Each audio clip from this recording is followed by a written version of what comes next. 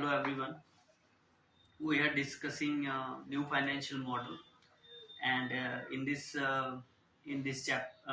video we will discuss chapter one, introduction. Entrepreneur will produce as long as he will see the profit in the business, and consumer will consume when there is a need or utility of a good or a service. In the free market economy, the entrepreneur produces and the consumer demands, and this cycle of demand and supply runs an economic engine.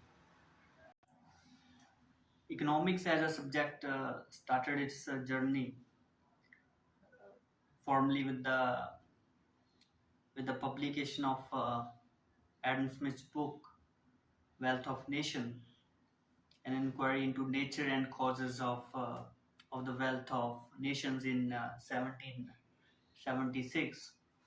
From that time to present time, economics has made much progress with various school of thoughts, uh, from mercantilism, classical, new classical, Marxism, Keynesian, neo Keynesian, monetarists,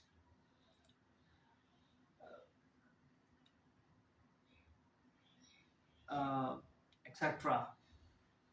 Or you can say that Austrian school. These schools emerged, handling various problems like Great Depression,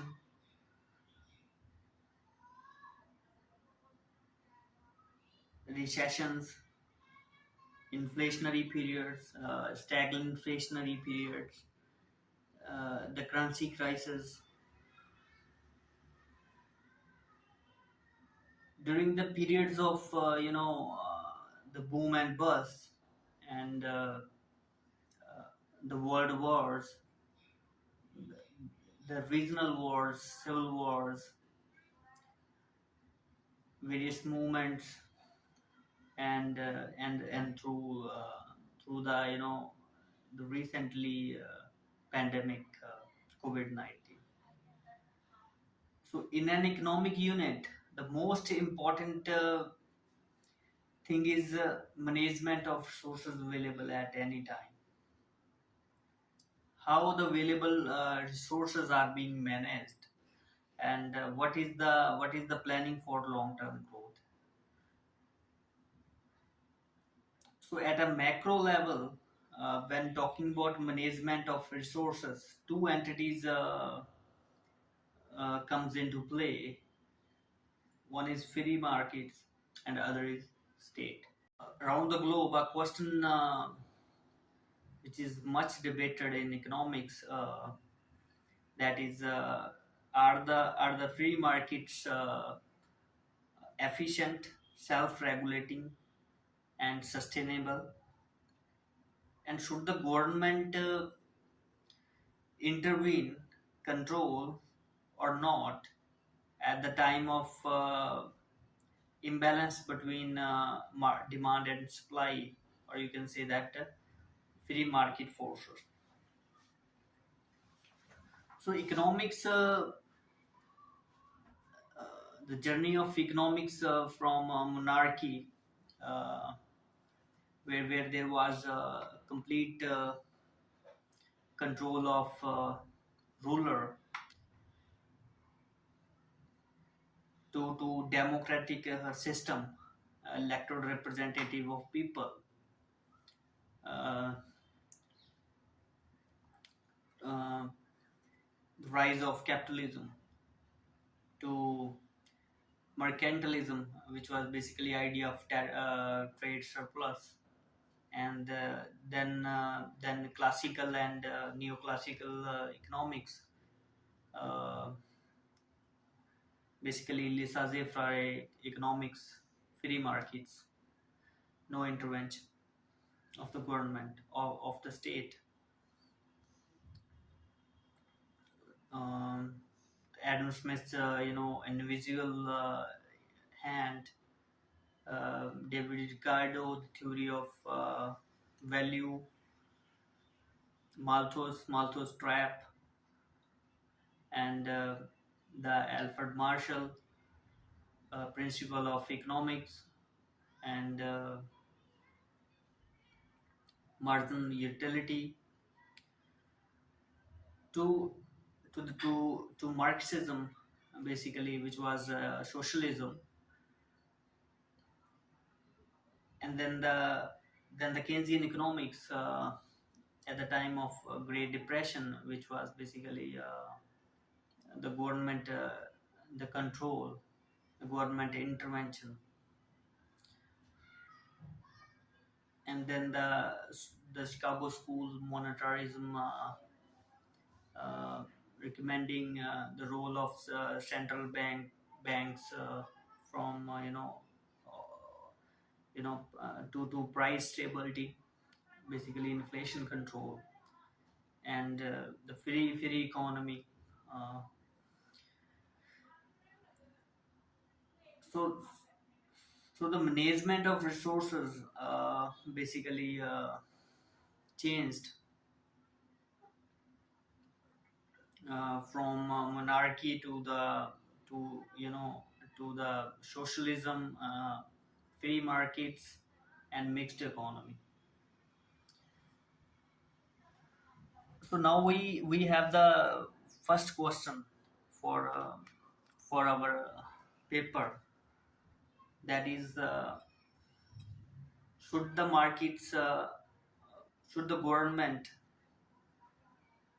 intervene or control in the demand and supply affairs at the time of imbalance between market forces, and are the free markets self-regulating, sustainable, and efficient? This is our first question. Now let us take some points from the introductory paper 1, on the new financial model.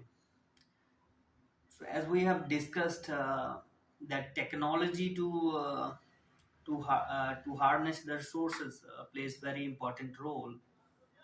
When the technology changes, then the mode of production changes.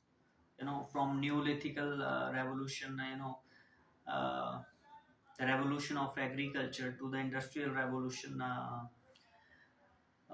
then the internet revolution, and now so-called fourth revolution. So when the technology changes, mode of production changes drastically. So in the long run, it is technology that determines the growth of any economic unit, or you can say that growth in any economic unit. But when the technology is stable, or you can say that technology is static, uh, then it is aggregate demand which determines the growth in the economic unit, because you won't be able to change the technology in a very short span of time. Suppose a crisis hit at the door, uh, and you cannot change the technology to bring the growth. So you have to manage the aggregate demand, to to have a growth in the economic unit and the economic recovery. So, so from these points, we have uh, a second point, that is essence, that in the long run, it is technology, and in the short run, it is aggregate demand which determines the growth in an economic unit. So from the introduction, introductory chapter 1, we have first point, a question, which is are the free markets efficient, self-regulating, sustainable, or government should intervene, control at the time of imbalance uh, between market forces, demand and supply. And the second point uh, is the essence, which is what determines the growth in the economic unit.